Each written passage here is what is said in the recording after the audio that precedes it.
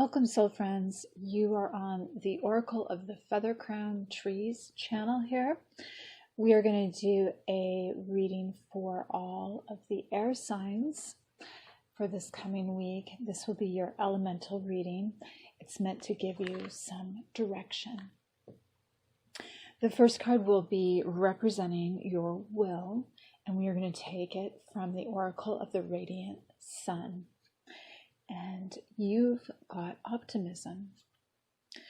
Personal moon Sagittarians are somewhat idealistic emotionally. They express feelings honestly and expect others to be equally straightforward.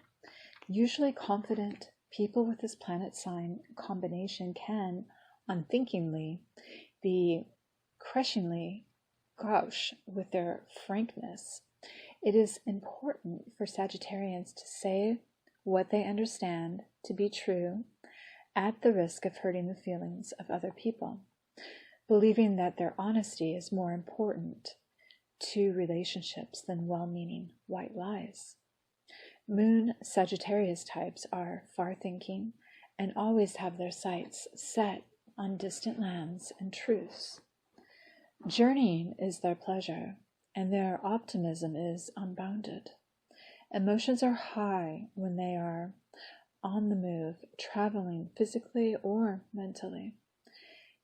They probably still have a deep unconscious emotional attachment to the religious, social, and ethical values inherited from family during childhood.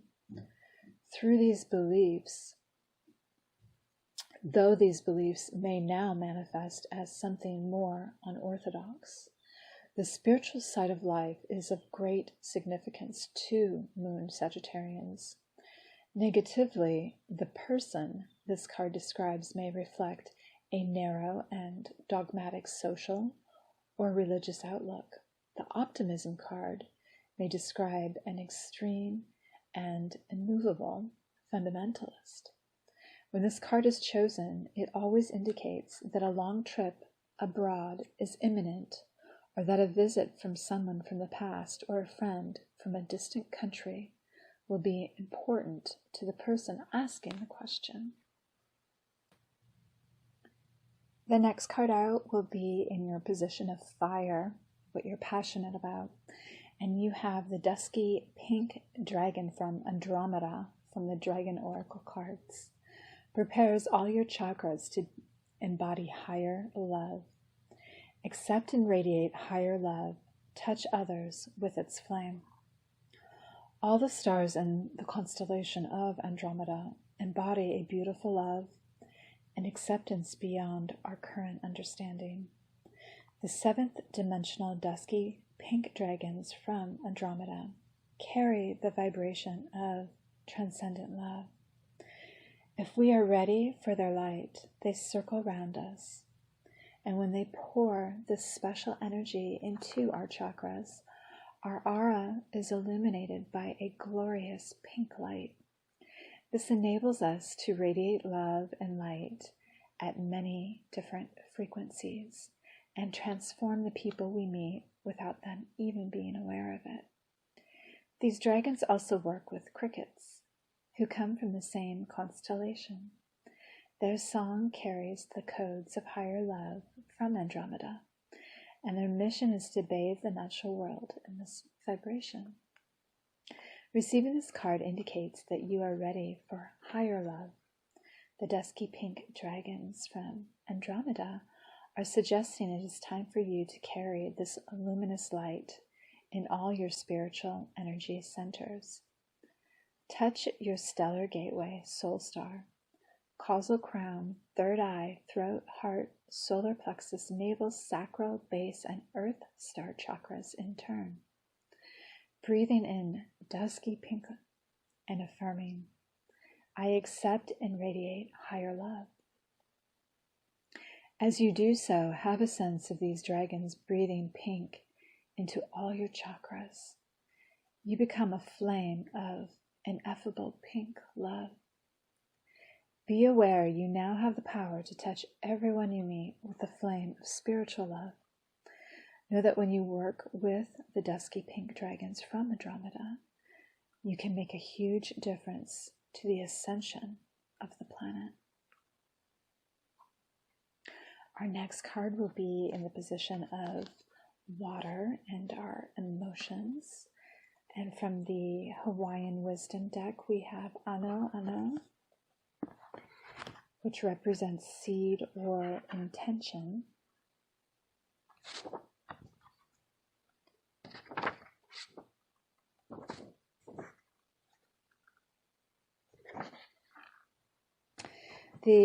Let's see here. I'm going to pick a little bit of this to read for you. Another Hawaiian word closely related to ano ano is ano ano, which can mean awe, reverence, peacefulness, sacredness, holiness, fear, or oppression. Ano ano may grow to shape a reality in which any of these states may blossom. In order to grow awe, reverence, peacefulness, sacredness, and holiness, our gardens must be planted with seeds of the same. All of these states involve respect, trust, and detachment from the desire to control or manipulate. Without such seeds underlying our intentions, it is quite possible to become oppressed by our desires, our need for control, or our attachment to outcomes. It is tempting to begin the practice of concentrating your thoughts upon the things, relationships, and situations that you want to manifest in your life. It is especially tempting to use visualization to control the will of others. Although this technique can be highly effective, a few words of caution are necessary. One must visualize frequently, for as soon as energy is taken away from manipulating the vision, it could begin to come apart. Hence, you may find yourself so busy attempting to manipulate and control things, relationships, and situations in your life, that it will become difficult to enjoy life for its own sake, on its own terms. The seed of truth which underlies the sorcery of Halemano and Kalalala Walu contains the warning that sorcery-induced love could not last because someone with stronger magic, different charms, could take it away. An additional danger is that even if one is able to secure the object one desires, it may be possible that what one falls in love with is more imaginary than real. Perhaps this is why many spiritual teachers warn against attempting to manipulate and control reality. Buddhist and Hindu teachers warn that when you begin meditation, you may experience new psychic abilities and power, yet they advise students to ignore them. Stories are told of those who use their newfound powers for their own gain, often straying from the path of enlightenment. Jesus Christ taught that the way to prayer is to surrender one's will to the will of God. One prayer that reflects these teachings says, "I will to do thy will." Our next card will be for Earth and our physical reality. And we're going to take it from a Aboriginal themed deck. We have Goanna, self-preservation. The name Goanna covers a number of different species of the monitor lizard family, some of which grow up to 2 meters in length. They all have sharp claws, which they use to grip trees and eat prey. You often see goanna claw marks on the trunk of trees when they have been climbing in search of birds' eggs. They shed their skins as they grow, in a similar way to a snake. But unlike a snake, which sheds its whole skin in one piece, the goanna sheds little bits constantly. The goanna is very agile and can run remarkably fast when threatened, given its size. Its message is one of self-preservation. It is important to know your own limits and do what is right for you. If something feels wrong, it is best to retreat.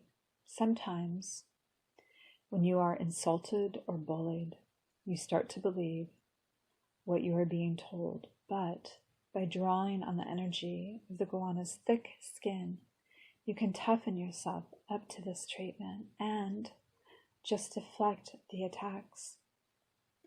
If it becomes necessary to shed outdated ideas and situations that no longer serve you, this creature offers you the means to shed only what you need to. It is time to be very clear about your personal boundaries and what you feel is right for you to be doing at this time. When you have drawn this card, it is time to protect and value yourself and make wise decisions based on what is best for you. Do not be afraid to say no.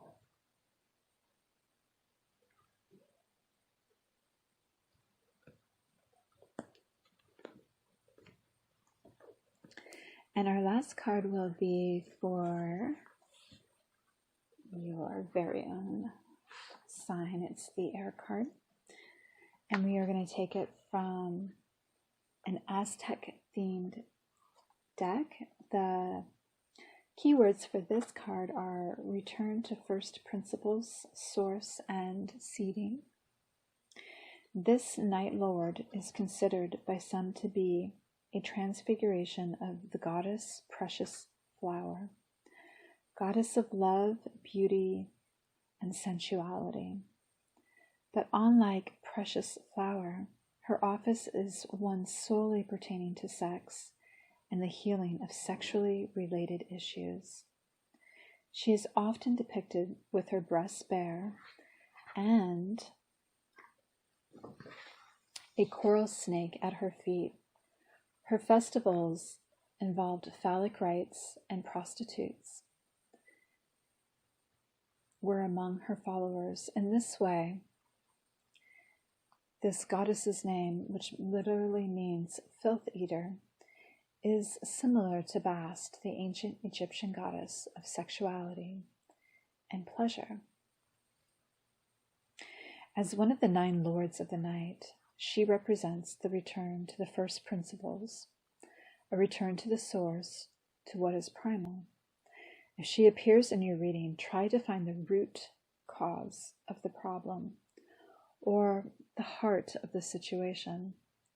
What is the essence of the thing that you ask? Where does it stem from? What is its nature? To assume that Filth Eater concerns herself only with matters of sex is to diminish her authority. D. Sahagan viewed her as the Aztec Venus, although that is not quite accurate either.